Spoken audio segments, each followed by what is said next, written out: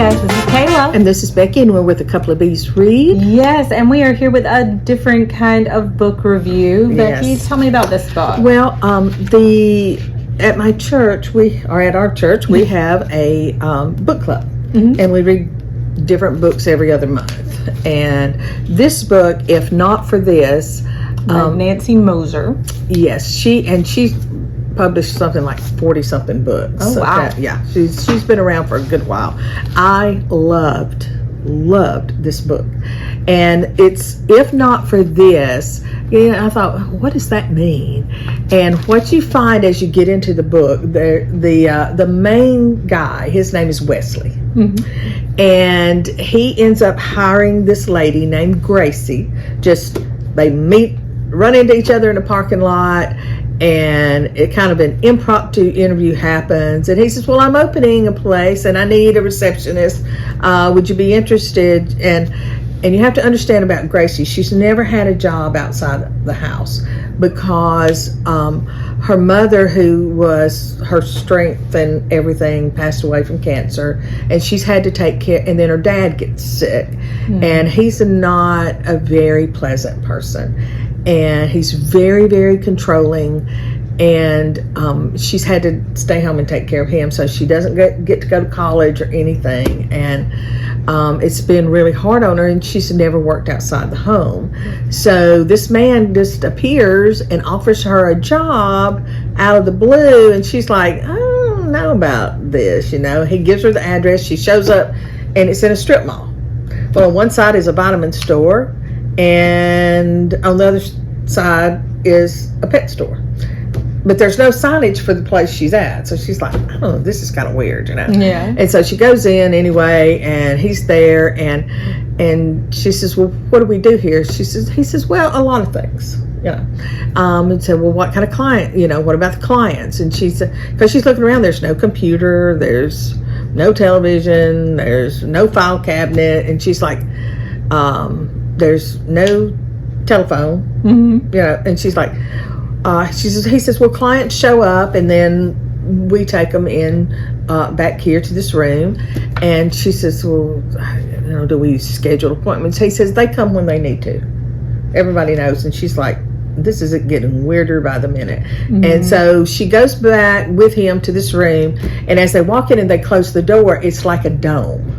It's just a round room, and all of a sudden a scene from her past life appears like all over the room, and she's just like kind of freaked out over that and runs out of the room and everything, and she's thinking about leaving, but for some reason she doesn't. So all she's got here is a desk. It's very boring.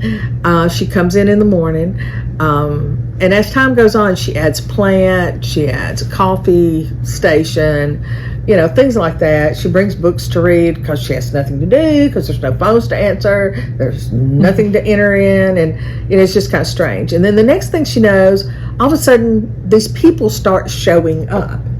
Well, what has happened, Wesley goes out and he gives invitations to people, and they're talking, and I should back up and say, Gracie says, well, what's the name of the business? He said, well, we really hadn't decided on one. And so when he's explaining to her, people come here and they discover things about themselves, about choices they've made, choices they could have made, choices they can make now and change their life. And she just comes up, she says, well, why don't we just call it the Discovery Room? He says, that's excellent. So they call it the Discovery Room. Turns out she shows up the next day and there's already a sign up that says the Discovery Room, because she's thinking she's going to call somebody to bring it in, and it's already up. And it's just like every time she thinks about something appears. So it's a little strange, she's still not really sure about this. Well, then the first guy accepts the invitation. His name is Tony. Well, Tony's made not some of the best choices in his life, and it's really affected him and his family. So you have Tony and Gracie, and you have Wesley, who's the main guy, and then you have Lydia. Now when Tony shows up, what Tony sees, there's a liquor store and a sports store. Remember, Gracie saw a vitamin shop and a pet store. Well, Lydia shows up, and guess what Lydia sees? She sees a quilt shop. and a beauty parlor. But every time they come, these other places are never open, just the discovery room. So they come in, and then there's Minnie, and then these are the main people that we follow. And what we see is when they get in the discovery room, previous scenes from their past life come up, and certain things in there begin to glow. And the thing that's glowing ends up being a choice they made. A choice, I should say, they didn't make. They didn't take that choice. And so their life ended up on this path. And it's just so interesting the way that all of this is woven. And the title, If Not For This, means by the time I got to the end, I understood. It's like, well, if this hadn't happened, this wouldn't have happened. Or if this had happened, this, and it's just back and forth. And it totally changes their life by being invited. A lot of people were invited, but only a few people showed up to take advantage of this. And those that did, it truly changed their life. And it changed it, and not only did it change their life, it changed other people's life that came in contact with them. Like Tony, he ends up meeting his elderly next door neighbor, Harvey. And Harvey has life lessons. And I just love this. So I had to write these down.